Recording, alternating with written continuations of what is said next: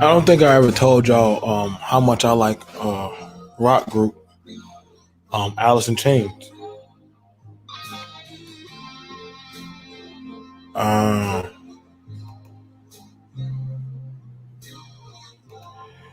and I know y'all are gonna hear a lot about all kind of said rhetoric about this country, and you're gonna hear all kind of said rhetoric about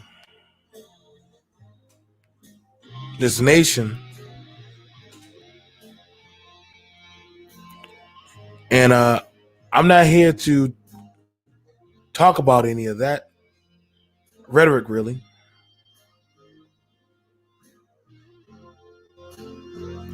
But I wanted to talk to y'all about being a rooster.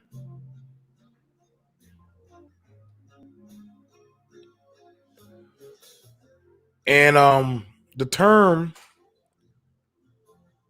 came in from Vietnam. Shout out to my daddy and other men that were first sent in. And when they were sent in to Nam,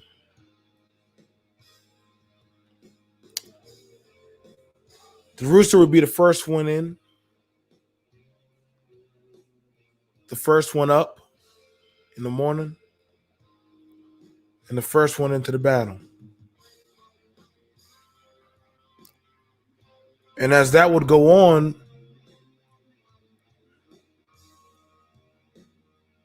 you know, it starts to wear on you. You know what I'm saying? The rooster will always be the first one up. The crow.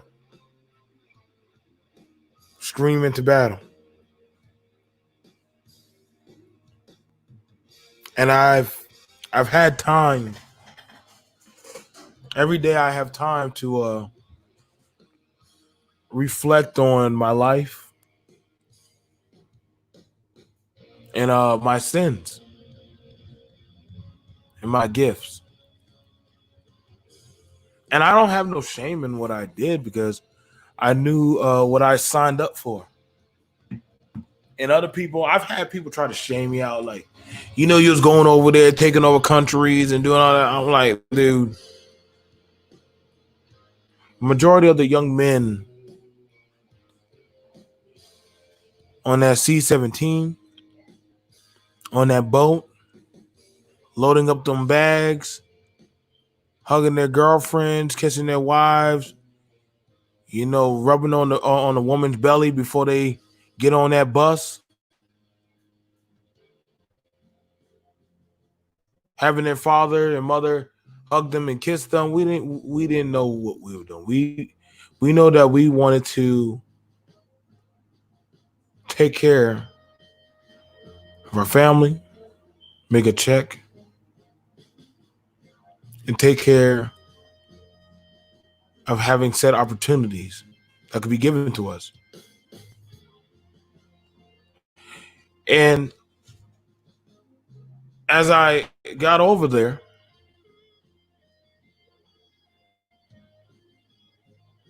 you know, my depth perception on the world changed. Because what I thought I understood as a man, it drastically changed.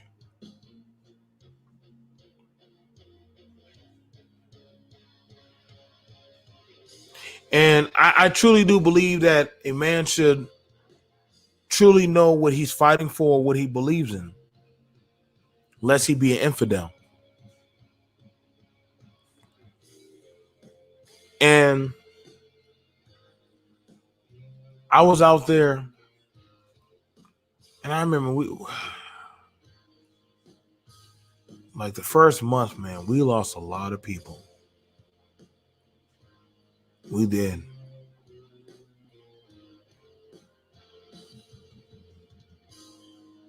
And I used to pray. I would go to chapel. I would try to, smoke a black or cigarette, do some anything to numb the pain, and just deal with it.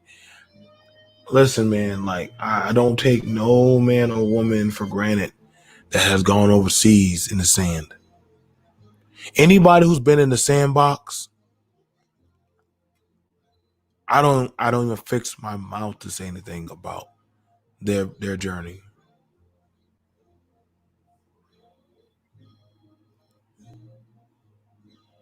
I still sometimes when I take off my shirt, I look at the scars on my body, and those are my medals.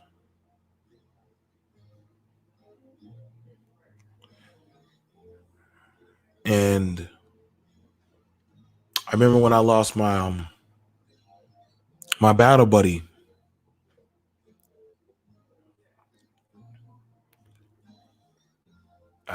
He took my truck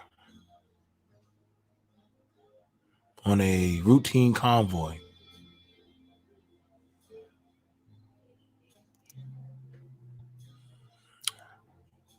and we were some pretty wild young men taking on every mission, different jobs, and always challenging ourselves to outdo each other. We used to have a thing. One of us is going to one day be first sergeant.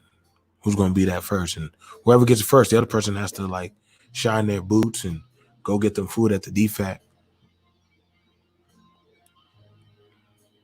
And he died.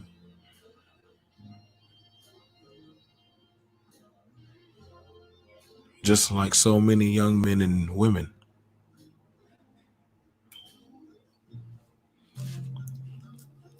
And no matter what, um, and no matter how many beers I slam down or shots I have or things I do or spend money on or travel, or it never brings him back.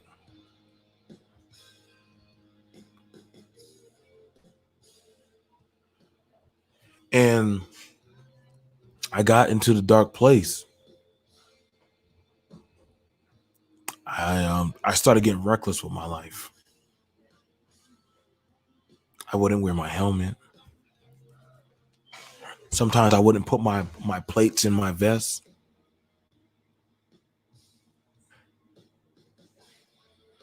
I was so reckless and stupid. And I would get angry because I would keep coming back because someone I really loved and cared about was gone. And I wanted people to feel my pain. And I think at some point I lost myself. When you start losing people that are close, and see, I don't think people understand just how close um people in arms, how close we grow together, how close that we start actually um wanting to be and deal with each other.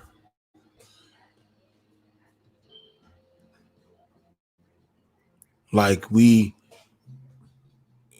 it's a bond. It's a brotherhood. So it's a It's a battle of arms, man. Like literally, your brethren out there in the sand, like you be like, there's nothing that we wouldn't do for each other out there. We cook, we clean, we work hard, we train. You know, we out there watching each other back. It's like you'll grow closer to them, almost more closer than you will grow with your own family. It's just that something of an emphasis of being that close to death that literally there's nothing that can fill that void.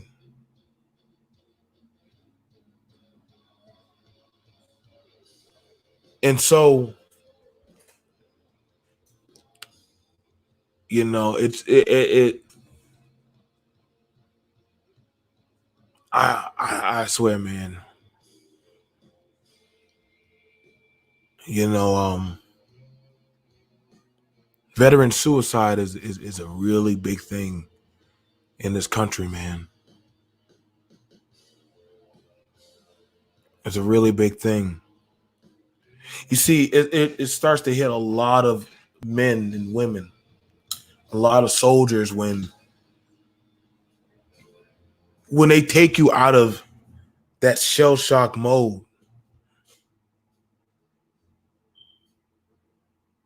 and you just don't know how to come down. I think that's why a lot of veterans, people always think that we're weird or we don't know how to interact with people. It's just that I'm just in so much of a different world. I don't know how to really deal. And a lot of a lot of men and women, they give up that piece of their life where it's hard to function. No matter what they do, they won't properly be able to function like that. This is why you see a lot of veterans go into some type of coping fixation to try to deal with whatever they done.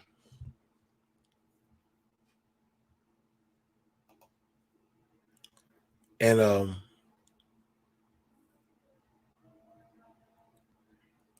I know I wanted to take my life.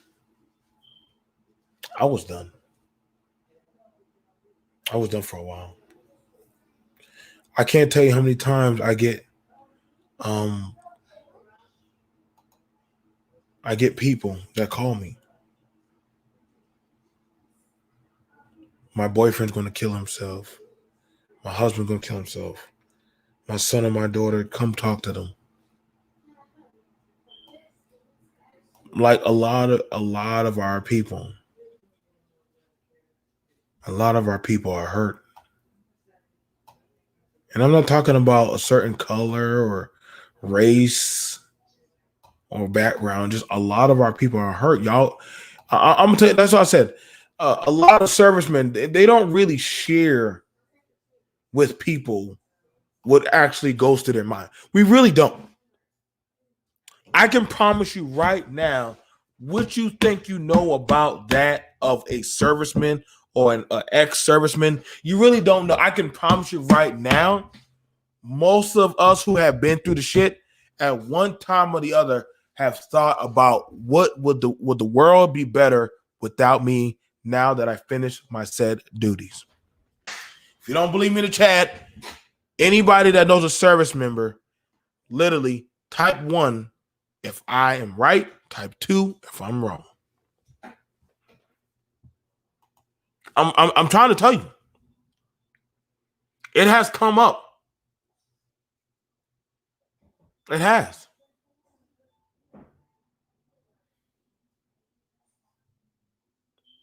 It has come up.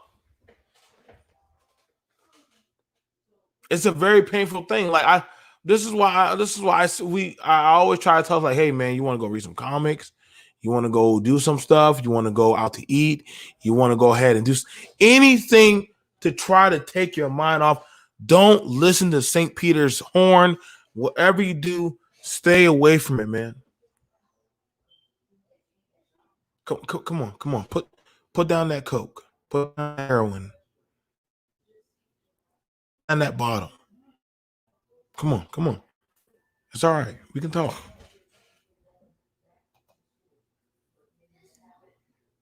It happens. It happens a lot. This is why a lot of servicemen, our relationship or marriages don't really last that long. Hell, it goes down to crap with human interaction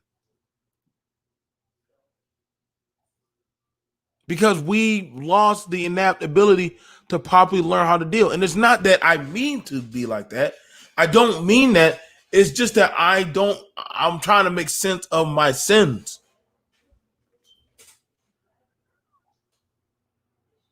So I don't spew upon Independence Day because y'all just don't know the sacrifices that some people gave of their said humanity just so that way you could get a day off from work.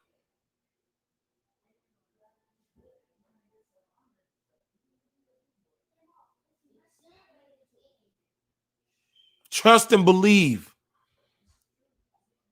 I know plenty of men and women right now that are before you even thought about, I wonder if I'm going to go get at Dollar General store. I wonder I'm going to go do. I think I'm going to get on PlayStation. They were most likely up around 0300, cranking up a truck, getting a mission briefing. They might have enough time to grab a bottle of water, a banana or a muffin, and go out there and do something that you will never hear about. You see, it's easy to judge and talk your ish from the safety of it behind the screen.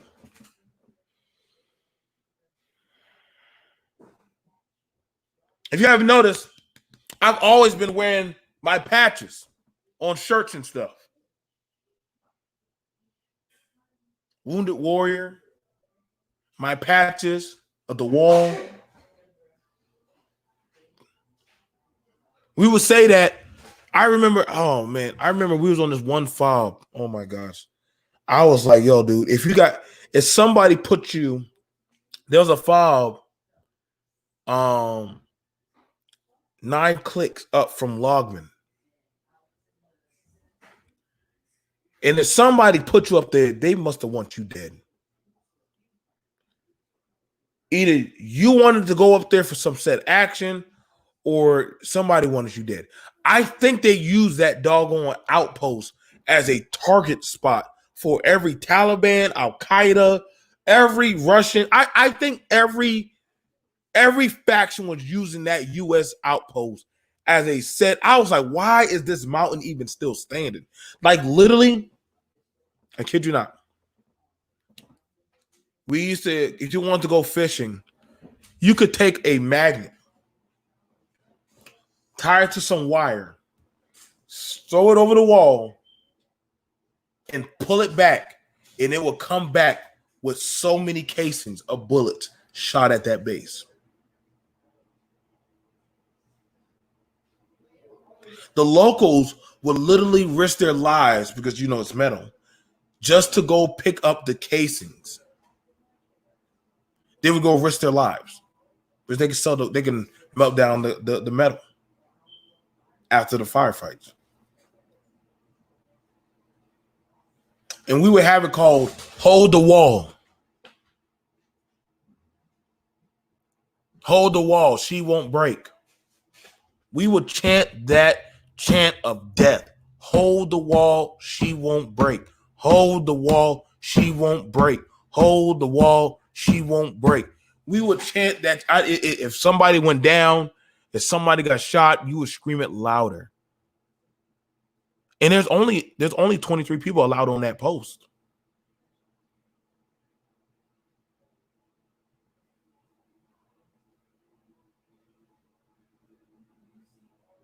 You might have an artillery team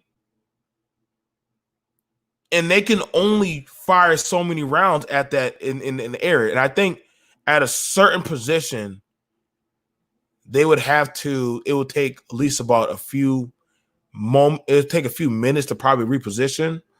But from there, and I mean, don't get me wrong. I mean, you can only shoot. I think the thing about it was you can only shoot at that mountain so many other times because the structural integrity of the mountain, if you keep on shooting it, well, the base could give out or give away. It was a perfect position for scouting.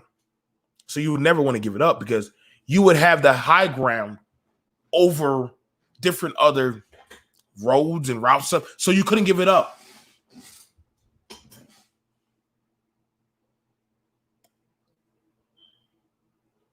And I remember it was so bad.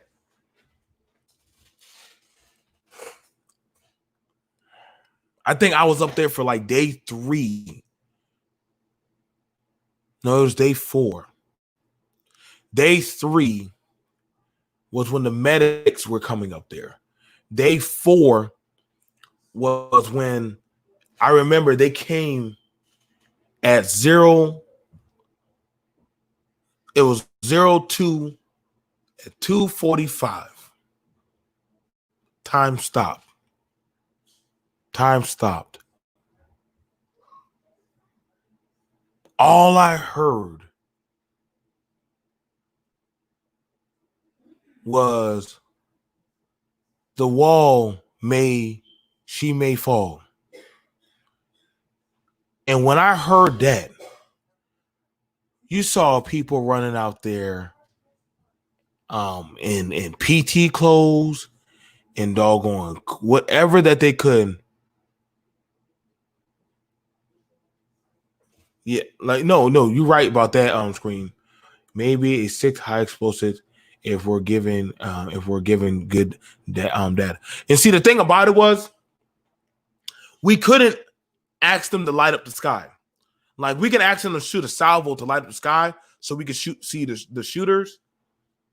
But the rounds that we needed to take out a whole squadron, and the thing about it is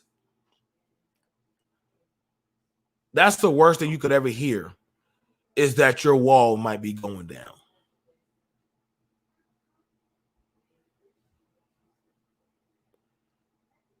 And one soldier fell to his knees and was like, I don't want to die here. And he started crying. And the doctor stopped. It was an Air Force doctor stopped.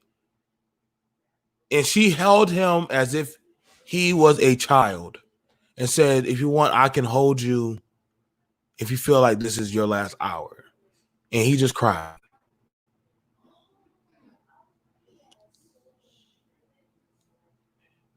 And the captain of that hour said, for those of y'all who fear the call of duty, give us your ammunition and let us go out in the blaze of glory. You will not be reprimanded. You will not be scolded. You will not be talked down on. Just give the rest of us ammunition. We only ask y'all to make sandbags for those of us who need to, because we had some supply guys out there, and they were going to use the truck to try to fix the wall. But all we had to do was cover them.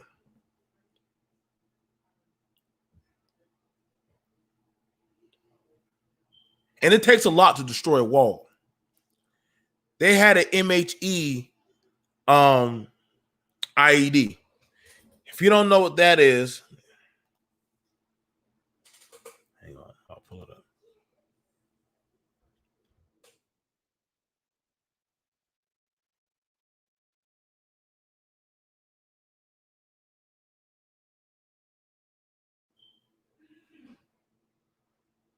Oh, it's an H in me. Now, There are different types of IEDs, right? It's an H in me. I said it wrong. That is one of the worst IEDs ever. No matter what, how hard that are, no matter how sophisticated our technology has gotten, we have nothing to properly deal with that of a MAT.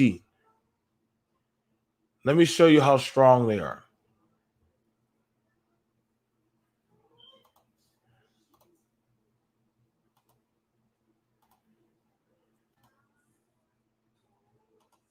You see that right there?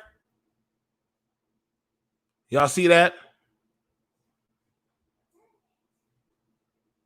That is literally, these are MATVs. Okay? An HME IED can melt through a MRAP or an MATV vehicle. One of, heck, it can even go through a tank. And you're telling me that somehow our wall was supposed to hold up against that.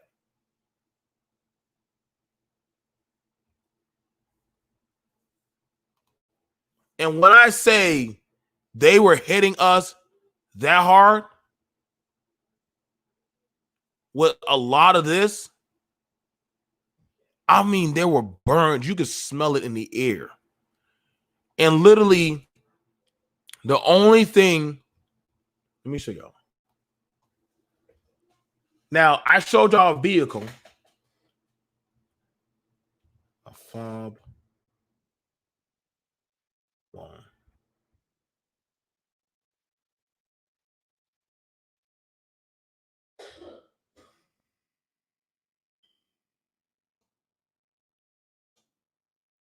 That's our walls. These are our walls.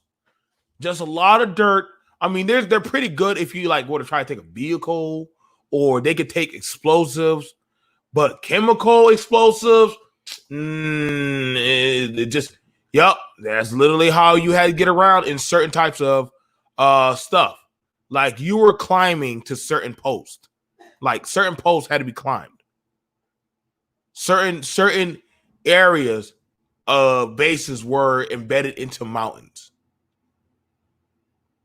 Like that was just it. Like that was it. And the fact that we would hear that, oh God, our wall is going down, and you can hear other people screaming, and they're playing their battle music. They're praying, praise Allah. These infidels, we are going to cut off their heads. And I'm like, yo, I'm ready to die. However it goes down, I am ready to die. And I was like, it is what it is. Let's rock and roll. I put my knives in my I put my knives. I always kept knives on me. I said, yo, put some grenades here. And I said, yo, we're gonna make our own makeshift ammunition, have our ammunition, put the guns on the wall. We're gonna just mow down every man, woman. I don't care if it's a goat. We're just gonna mow down everything. No, nothing's gonna live tonight.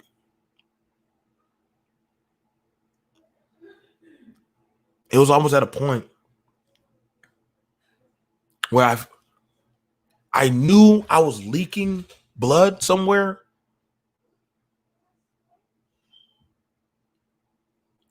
And I think somebody was like, so long as you can pull a trigger, just keep pulling the triggers. Hold the wall. And literally, they were screaming. We were screaming. I swear, boy, that was the longest 15 minutes of my life. It was hell. All you heard was screaming and yelling and screaming. I don't even think you could hear orders coming in. You couldn't even hear orders coming in. And QRF, I mean, I was like, they were like, QRF was like, PR, PR, PRQ, PR, PR, PRQ. Hold on, QRF is on the way. I'm like, fucking captain's like, bitch, by the time y'all get up here, we'll all be dead. The fuck you mean you on your way? Like, we'll all be dead.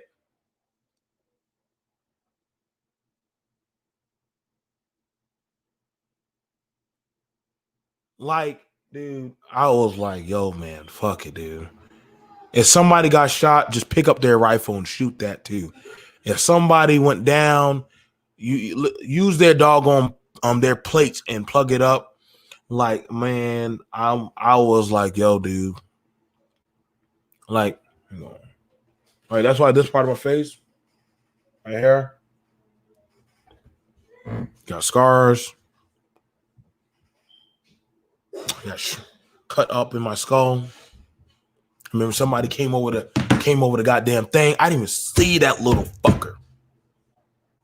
I was screaming, hey, get that fucking goddamn forklift over here. Dude came right over the gate and took that damn fucking hatchet, damn, right into my goddamn helmet.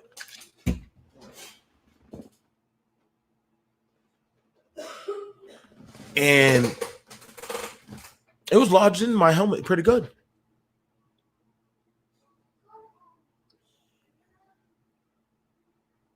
And I remember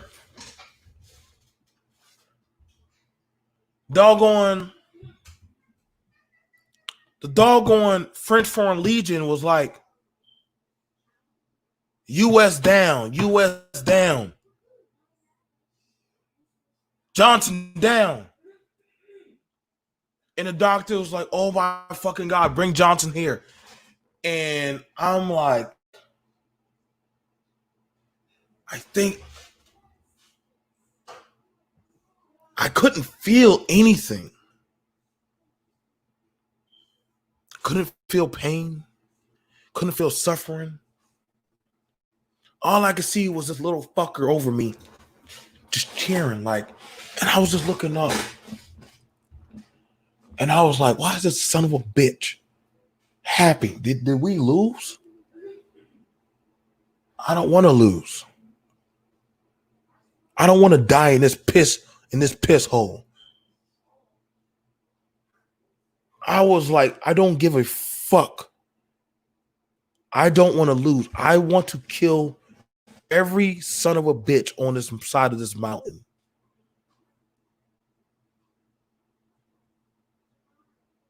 Something in me broke mentally.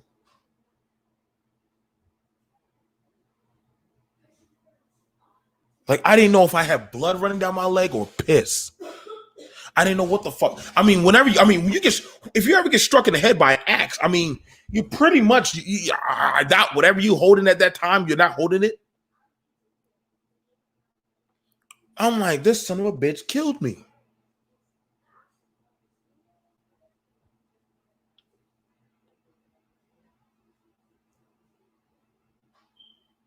And Shori ran up. That was our interpreter. And Shori was like, Johnson, Johnson, Johnson. And I'm like, shut the fuck up. Like, just let me die. Just let me die. Johnson, Johnson, get up. They're coming through the wall. And Shori grabbed the axe in my helmet. And I think when he pulled it out, it was like a burning fucking fire.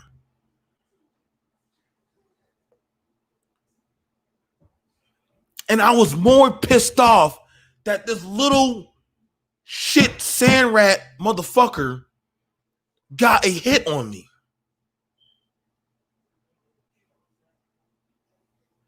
And Shuri was like, he had some gauze. Let me wrap your head. And I'm like, bitch, I don't give a fuck. Where's that little bastard that fucking took a hatchet? There's so many ways to die, but nobody counts you're gonna die with a fucking axe to the head. I mean, death is a bitch. I never thought that would be my end. I would get an axe to my head. And I was like, fuck that little fucker. Johnson, I grabbed the fucking saw 249. And I said, I'm gonna kill that little fucker and all his friends. I swear on everything. And I just ran out there trying to run down. I was trying to gun every fucking goddamn bastard baby on that fucking mountain.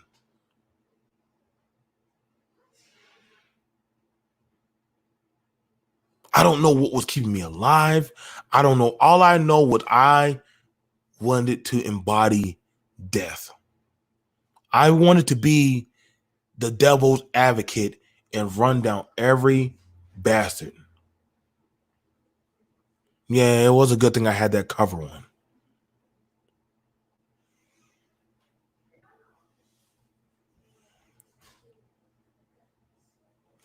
And you see, the thing about it is, when you have that shell shock, life or death don't even fucking matter. You just want to just be the embodiment of just whatever you're feeling. And I think when I started moving past the wall, don't move past the wall. And I'm like, shut the fuck up. This little fucker killed me.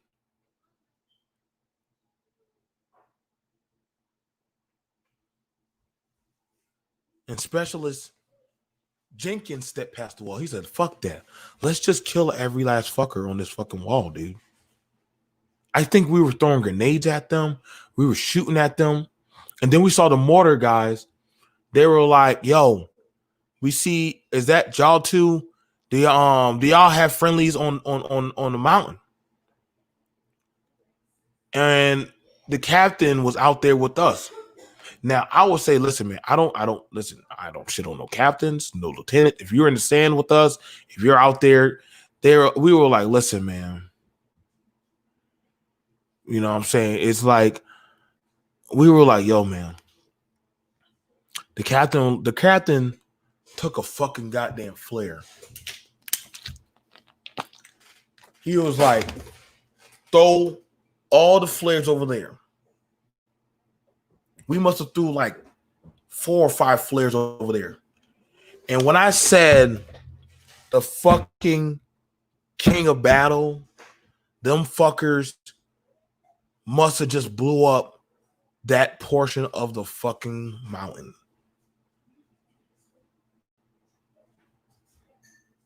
I mean, we were listen, dude, I didn't give up. I said fuck hearts or minds.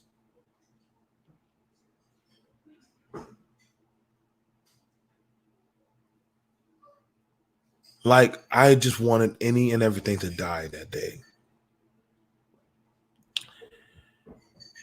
And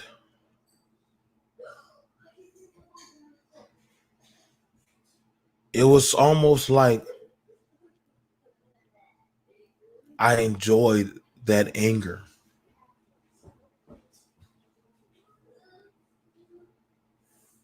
I did.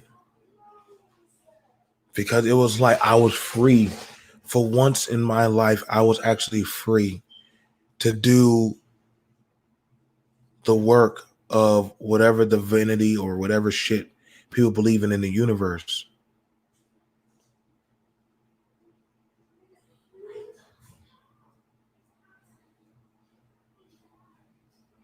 I mean, we were singing cadences walking back up the mountain. QRF showed up and the Rangers showed up and they were helping us clean up the mountain.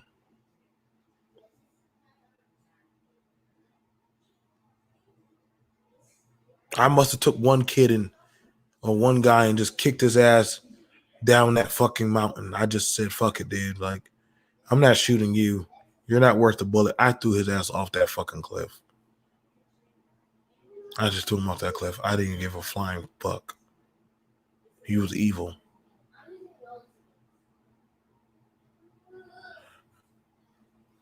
And I was like, yo, these are evil people.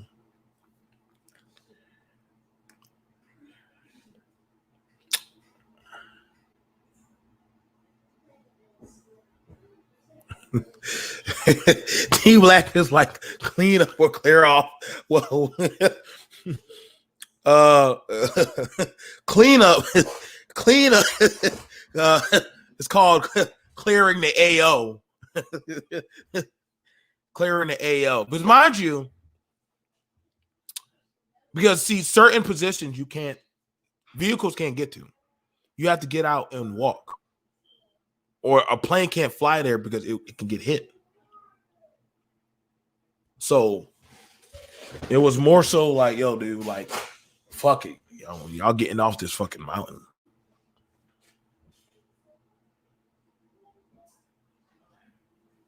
And I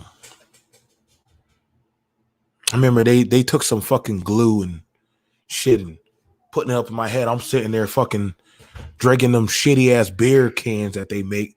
You know those, we have things called Rippets, little energy drinks and shit. Let me show y'all.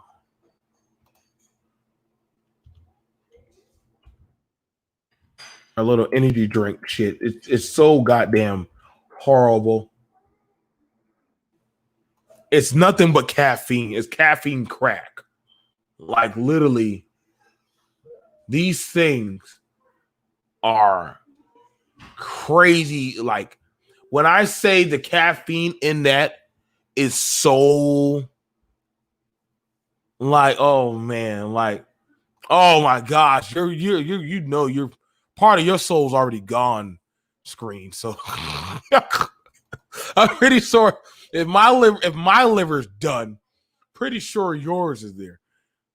Like these were the things they were called Rippets, and oh god, they have a contract with the military, and they're so disgusting. But they are like caked with caffeine, and this is all we drunk was Rippets.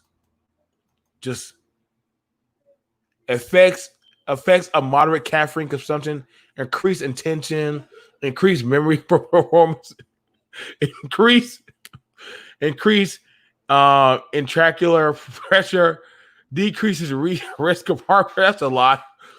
Like the Rippets were like crack for us, dude. Like there was something in them drinks that were messing up soldiers, man. Like my pee couldn't even go straight. It was like going like curvatures and stuff. And like I really feel like we should, like I said, that's the most time what you saw soldiers drinking were Rippets. It was like caffeine crack. It was chock full of caffeine and different chemicals and stuff. Like, I don't even think they could sell them statewide in any normal stuff. Like, literally, that's the Army's crack drink. Like, you might as well say it's close to a Four Loko, but the caffeine version of Four Loko. Like, I'm sorry, dude. Like, they would have us drink and hike up on that crack. Going on the mission, drink a Rip It. Halfway dead, drink a Rip It. Like, shout out to Screen Learner for the super chat. Oh, thank you, Melissa. Thank you for the super chat. Thank you. Thank you, love.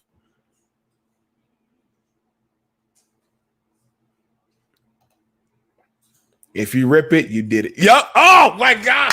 That was so the slogan. Oh, my gosh, man. Like, listen, man. Rippers were crack to us, man. That was crack.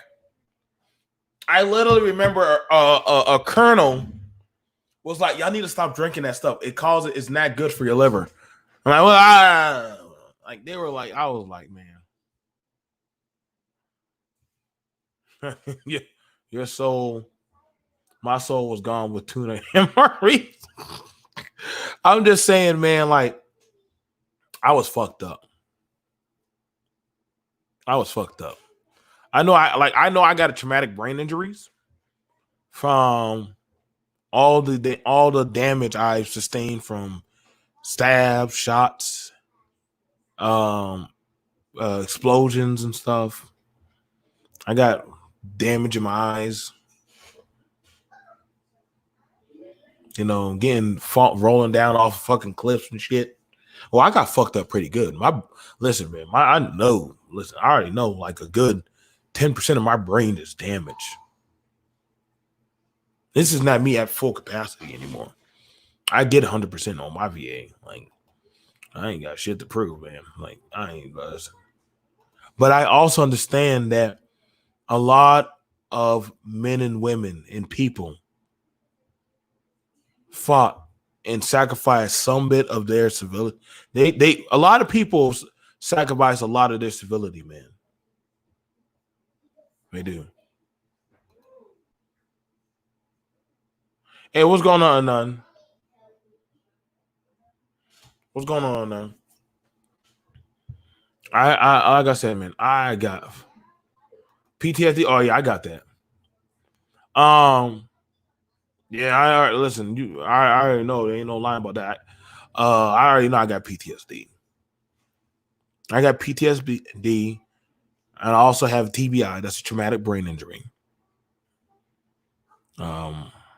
Damage to the eyes. You know, loss of function in certain limbs, like they just don't feel. You know, it comes and goes. You know, I lost some memories. A lot of people sacrifice a lot for independence. That's why I don't. That's why I don't spew upon it.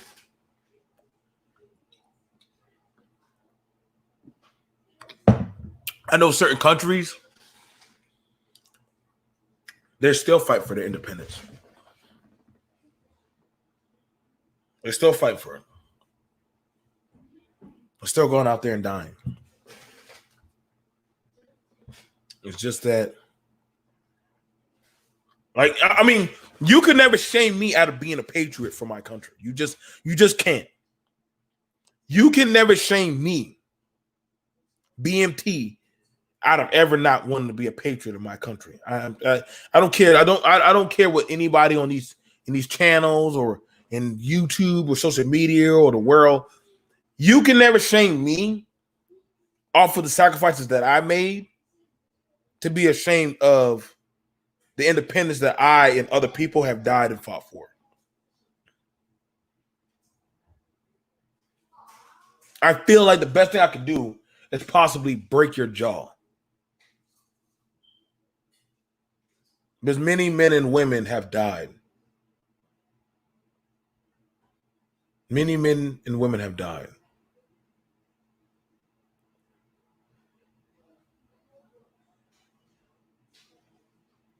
Many.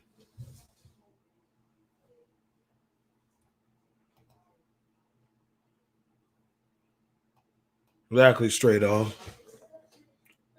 You don't shame men. I never understood that. Why people so happily shame other people about fighting and still believing in the independence of what they fought for. Thank you, Dr. Bennett.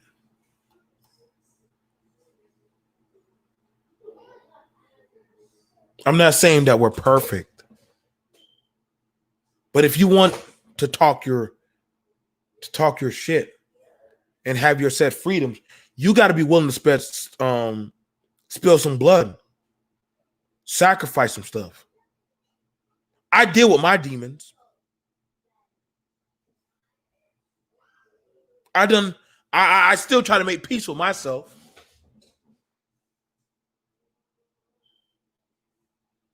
I do.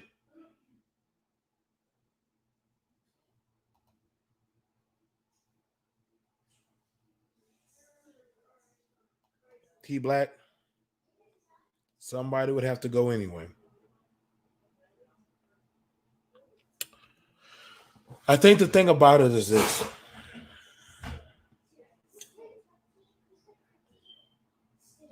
And this is me.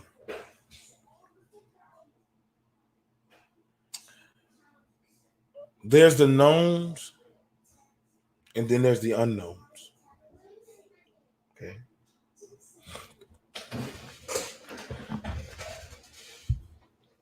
Let me see if I can pull up a picture real quick for y'all. Just for y'all. Let me see if I can pull up a picture.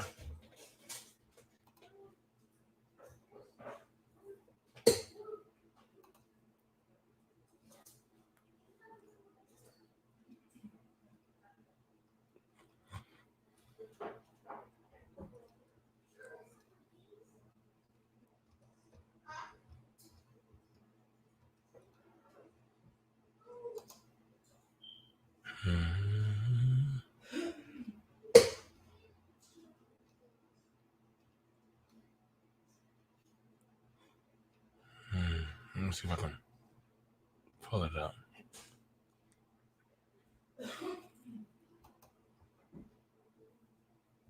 There we go.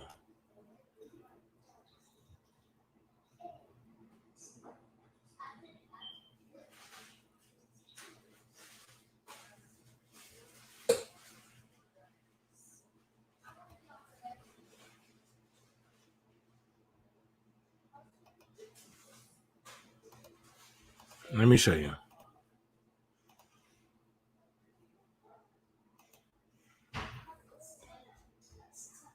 These are the great-great-grandchildren of the first Taliban regime. These are the great-great-great-grandchildren of them. They're just boys. And their perception, they're not bad kids. They're not.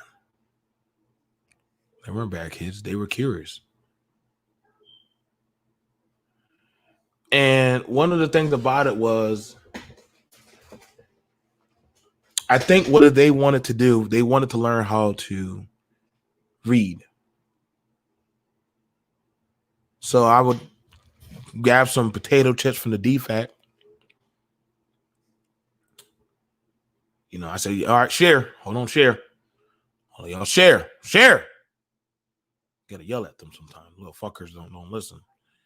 And they would, share. They like barbecue flavored potato chips, and some of the boys would come around and we would practice reading.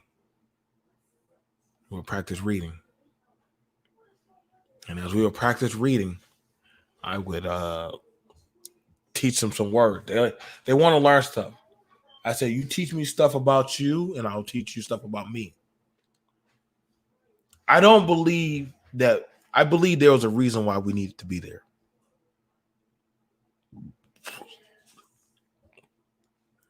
A lot of these countries are cut off from learning proper education, having health care, food.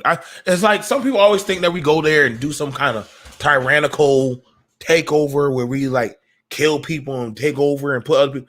Listen, dude, I'm not sure if y'all ever seen an election overseas. Election is hashtag assassination season, where all they're doing is killing each other. Whoever lives the longest is most likely to have some affiliated tie with some cell group or sector. But I was telling them, I said, what do y'all want to be? I want to be a sheik. I want to be a tailor. I want to be a dancer. I want to do that. None of them said that they wanted to come to America. They just told me dreams of stuff that they wanted to do. One said he wanted to get married. One said he wants to have a family. Another one says that he wants to, like all these young boys, they have dreams. I said, well, the first thing y'all going to learn how to do is y'all going to learn how to read. Now, before I left, as one of my said hobbies, I think I got at least about 4 or 5 of them. He was very smart.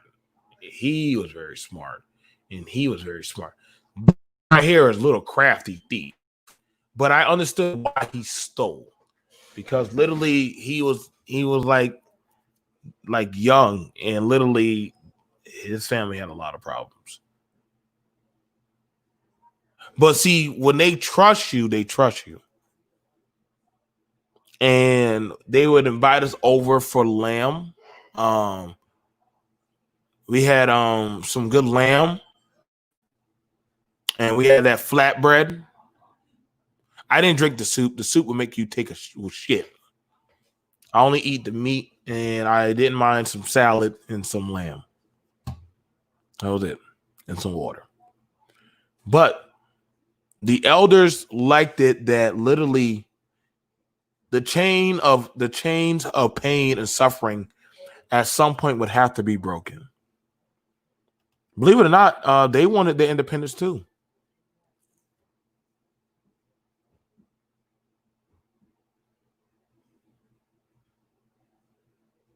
You know, they just wanted to learn how to read. And maybe that was my purpose of being over there, teaching those kids how to read. They like barbecue. The elder, do I have a picture of him? I think I do.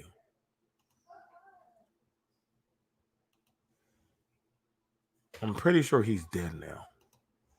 He should be dead by now. This man has a lot of children and is very, very, very, very well respected. But at the time when I met this man, he taught me so much about being a man. Mind you, this is another man in another country teaching me, a Black American young man at that time. I was a specialist. He was teaching me about what it took to be a man. He was teaching me about family, being on time, work ethic. This is somebody in a third world country teaching me said values as if I was one of his sons. So when he spoke, even some of us younger soldiers in the army were quiet and listening to him. Because wisdom was wisdom. You know what I'm saying? Wisdom was just wisdom. He, along with the general, was helping getting his sons and other men in that area. He was getting them jobs because he knew that there was a need. He was like, we don't want y'all to technically be here, but also I know that there's a reason for y'all to be here. And if it's for y'all to be here, Allah be praised that we have a job. He said that. We have jobs so we can take care of our family. We don't have our sons don't have to risk their lives joining some faction or some stuff or dreams of grandeur. Like, no, he just wants them to be home, make their money, come home. We will give them pallets of water or Gatorade, and that's all they want. We give them boots, work boots and stuff. He said that's all they wanted was just food, money to take care of their women and children. That's it. I had no problem with that. So, like I said, I greatly did appreciate him and his wisdom. I know he was getting sick, and the treatment that he really, really needed, it was, I think, the closest place he could go, he wouldn't have made it. So he knew he was going to die. It was, I think, the closest place he could go. So.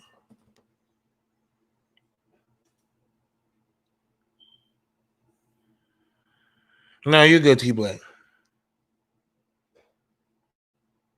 And so, much respect to you, man. We talked a lot about slavery, slaves, blacks, Arabs, caste systems. Me and that man must have spent hours just talking. What's going on, Healthy? I enjoyed your show, Healthy. Me and him, we talked a lot. I know more about the nature of a lot of things in the world. That man knows a lot. That man knew a lot. That man, he knew a lot. Like I said, if he came upon the scene, I think he was only disrespected one time by a soldier, and literally, don't worry, we dealt with that soldier. I think the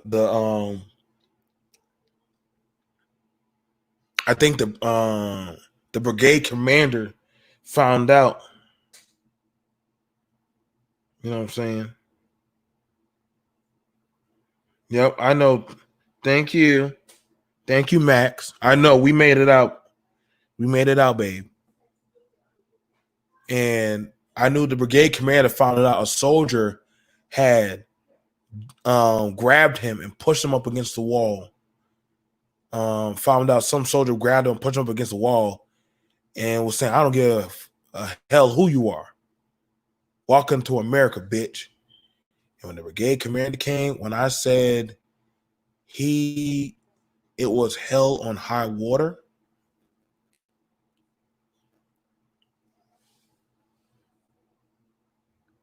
It was hell on high water. But like I said, I did my time in the sand. I did my time. I drove all kind of vehicles and did all kind of set things and met all kind of women and children and soldiers of all different types of groups and factions and stuff. And man, like I said, I could drive, gun, shoot, fly. I don't know what I couldn't do. At some point, I didn't know what I couldn't do. I didn't know what I couldn't do. I had times where I would get there and be butt drunk out there, and man, we had good times.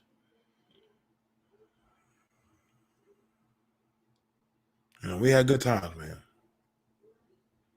Going out there drunk and getting drunk and having a good time. It was my brother and it was my family. It was my family. I've been from Iraq, Afghanistan, Lebanon, most up and down all the Middle East. I've been out there. And I don't regret nothing I done, so that way we can enjoy our said freedoms and independence. As you can see in the picture, there's young and old men. Young and old men of all different backgrounds. That's the lieutenant. That's our platoon sergeant. You know, we had young and old men all over. All out there. That was us in Iraq. That was us out there in Iraq, man. Mm-hmm. You know what I'm saying? Yeah. Yeah, man. But a lot of men and women didn't make it back. A lot of men didn't make it back. You know, we just did what we had to do just to make it back. That was just it. That was just it. After a while, it was just like after you start looking around, you just start telling yourself, "I just want to get home." Then after a while, you stop thinking of home. If you think of home, it'll drag you down. You just do your job and keep on fighting and keep on fighting. And then sooner or later, you might just get there.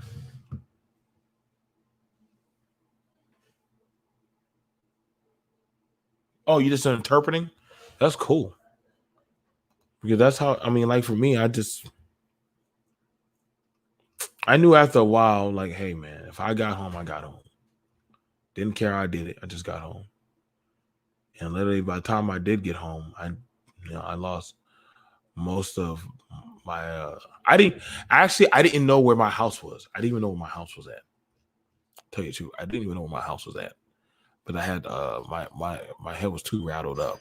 They had to take me home and tell me I didn't know I had a family. I didn't know I was I lost my memory for a lot of stuff, man. I forgot, but I did know how to clean a rifle, and different little sort of things. But I just lost my memories.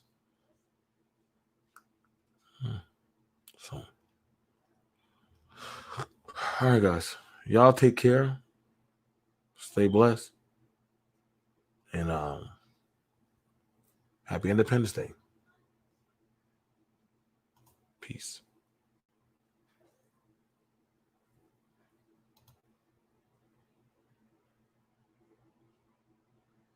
Yep, Max, you ain't lie. You ain't lie, mamas. Y'all take care.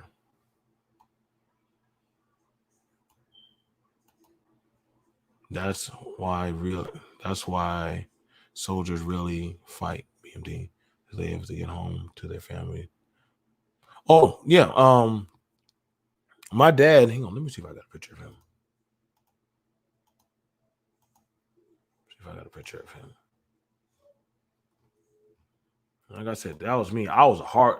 Listen, dude. I was a hard head out there in the sand. Like I listen, dude. I was about just running around, shooting and gunning.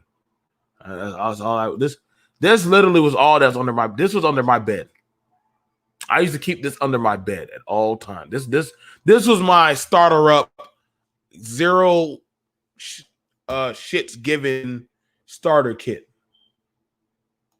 Like, I tell you, when I say my brain, I wasn't all there. I really wasn't. Like I actually wasn't even really there to even raise my kids like I really wanted to. I spent more time overseas than raising my children. I think pretty much. Shout out to Melissa for putting up with my bullshit, but I spent more time out there in the sand pit than actually out there with raising my own churn. I had guns in my cars. I was doing private security. I was making money doing private security. I think that was after one of the bases got jacked up, man. Like I was like, that was me. Just I was a whole goop. I was so jacked up and messed up. I knew I was mentally done. Melissa goes to the gun range. I go to the gun range. Even the kids, they go to the gun range now. I was like, after I got out the service, I was like between selling guns and selling guns and vehicles. Like that was my trade. My dad, that's my dad. He's a Vietnam veteran. And I am an OEF veteran. I think, hang on, let me see. Do I have my brothers and sisters? Um, do I have them? These girls right here, I think they all made it now. Something happened to her. She's just fucked up. She's fucked up now. But a lot of women get hurt in the military. A lot of women get hurt in the service, man. I'm trying to let you know. You're.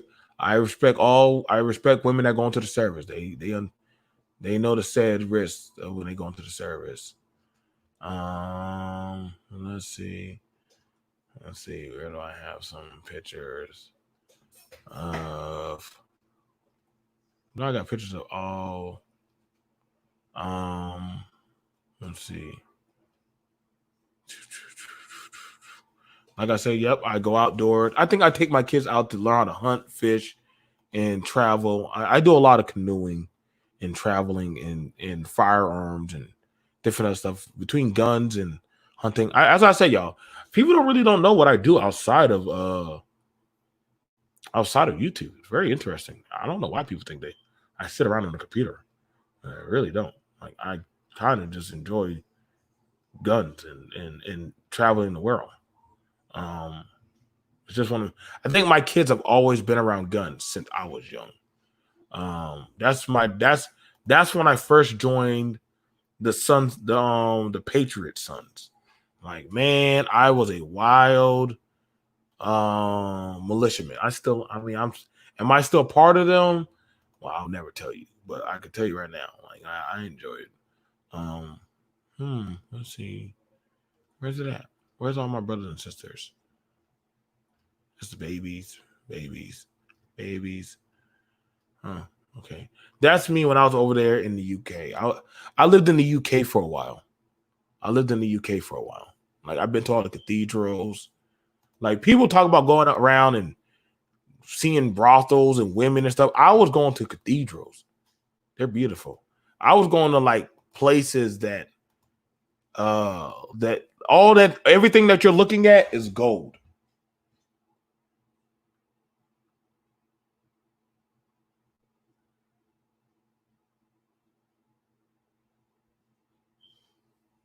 Like everything that you're looking at, this is all gold. Y'all know that, right? Worth millions of dollars. All that up on these things, that's gold. Like, yeah. Like everybody was trying to go. That's why I never understand. I encourage everybody go travel, go see the world. That's what I want to do. I was like, yo, the least I can do, um, is I went to a lot of holy places, man. I went to a lot of holy places, man. I've seen a lot of interesting things, man. A lot of stuff. Like, I've seen a lot of interesting things. Like buildings that are still old, that are old. Like, these things, yeah, you ain't gonna find these things nowhere else. So, I've seen a lot of occultic stuff, Roman stuff. I went to the cathedrals. Don't ask me. I wanted to kiss. I wanted to kiss a statue that was older than. I'm like, man, how old is this thing? Yeah, I literally that's somebody's sarcophagus. So, I was a very disturbed child. So, like I said, a lot of people want to go out there and just go do all types of shenanigans and stuff. I wanted to actually go spend time. These are my brothers and sisters. We're all of us are in the military. All of us are in the military. You know what I'm saying? So I'm gonna go ahead and go. I promise it won't be on too long. I love you guys. I love you. I love you. All of like I think all my kids, all the family. Shout out to all the veterans to come and all those that are on their way.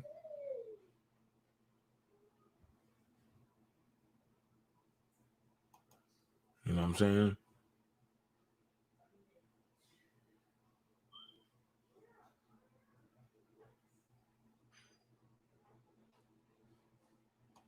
Like I said, I want it to where you guys y'all travel, see the world like I've seen it. A lot of the art and stuff that I've seen, it's not here anymore. The cathedral that burned down, I was there. I've seen a lot of stuff that either got blown up or destroyed. So plan on I want I we gotta take advantage of that. I'll see you guys. Peace.